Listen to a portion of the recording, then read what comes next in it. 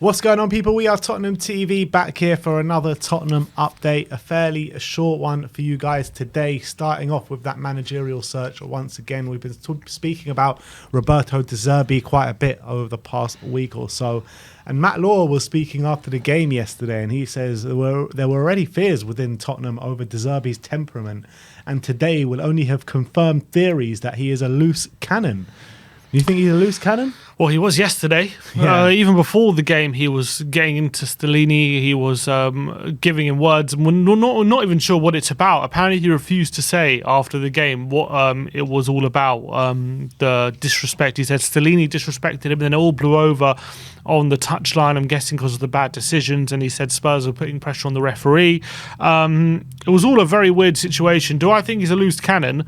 I think he's just very passionate. Like, for example, like Conte is a massive loose cannon, but like he can blow up at any moment. Doesn't make him not a good manager, you know what I mean? Although it didn't work out at Tottenham, but it doesn't make him a bad manager. I think when it comes to temperament issues, De Zerbi, I can't speak to his time before Brighton. At Brighton, he seems always someone who has control over himself and who doesn't seem to have massive temperament issues. But definitely when it came to yesterday, there was clearly things boiling over for sure. I have to say that. Yeah, and would that worry you at all in terms of choosing the next manager?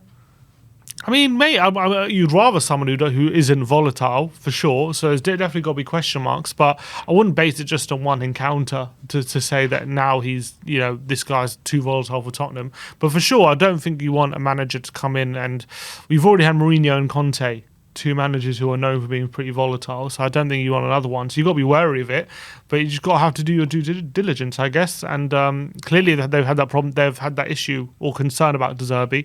So maybe it is something to be concerned about, but I don't know too much about his previous kind of flare-ups to know if he's someone who suffers regularly from this kind of activity. Am I right in saying that it's not the first time he's been sent off? Has he been second time he's been sent off already? I mean, he's only been in the Premier League since November. 7 months, September. All right, well, that's Roberto De Zerbi. Let's move on and let's talk about David Raya, as Fabrizio Romano was talking about him yesterday, and he says Brentford want 40 million for the reported Tottenham target David Raya. 1 year left in his contract. Does 40 million represent good value, do you think? Yeah. Because he's not young. Well, he's not old, but he's young for a keeper. Yeah, he can be a keeper for the next 10 years or so, or at least 7-8 years. So long-term future. Someone who's very good quality from Premier League experience, and if we don't pay the money, maybe someone else will, and someone else will steal a march on him. So for me, I think it's worth it, and I think it's worth paying the money to get him a year early than risk missing out on him, in my opinion. Unless you can somehow get an agreement that he joins in a year, then it's okay. But if not, I think you're just risking missing out on him. Would you be willing to give it to Hugo for 1 more year if it means we're getting Raya at the end of it? If it means we're getting Raya, or would I rather pay the 40 million and have him now? Or just go for a different target? Depends who's available, but I would. Can we go another season with Hugo Lloris? I don't know if we can. Yeah, I mean, he's making too many mistakes at the moment, so it depends who the other targets are, but I would look at other targets if it's not possible to get Raya in and we have to go another year with Lloris, yeah.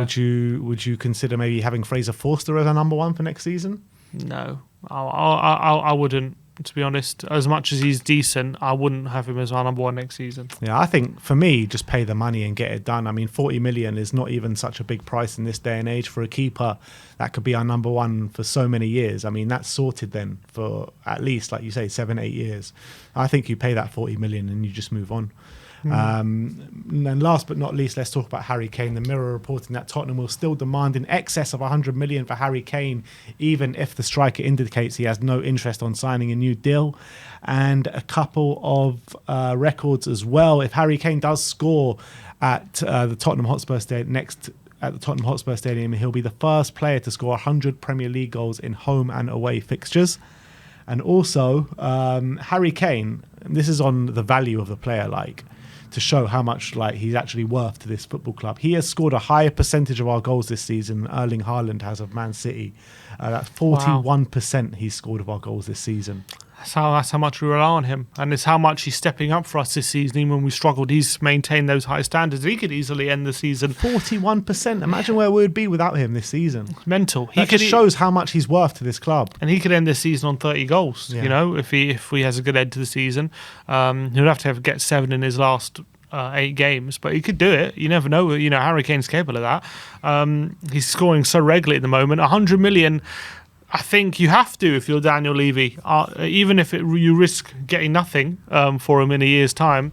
I think you have to demand top dollar, because when it's someone like Kane who's worth so much to you, you know, Champions League football could be worth 100 million next season. So I, for one, I understand Spurs demanding that kind of fee, especially how much he means to the club as well. You don't want to give someone like Kane, like Harry Kane, who means so much to the club and the fans. You don't want to be giving him away for anything less than top dollar. So I think it makes sense in a way. Yeah, I also think it makes sense, but like the likelihood of the situation is that you reject all the offers that come in. You've got an unhappy, an unhappy Harry Kane, and then you're back to the Harry Kane of the Nuno times, and nobody wants that. Of course, and obviously we have to do everything in our power to avoid that kind of situation again. I'm sure Kane doesn't want that either. You know, I'm sure it wasn't good for him to be going all those games out scoring and everything. So hopefully it's another situation we can avoid. But it's something we have to be very, very wary of and make sure that because I think even at that time we probably weren't even thinking like Kane could drop off like that.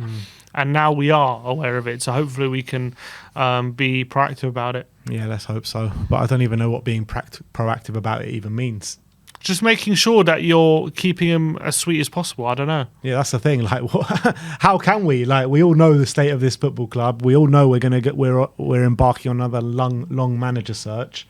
I mean, it feels like we're just back to where we were then anyway. Well, we are until we get a new manager. That's what I'm saying. So, I mean, like, how do we possibly get Kane back on side at this stage? Get Champions League football. You think that will do it?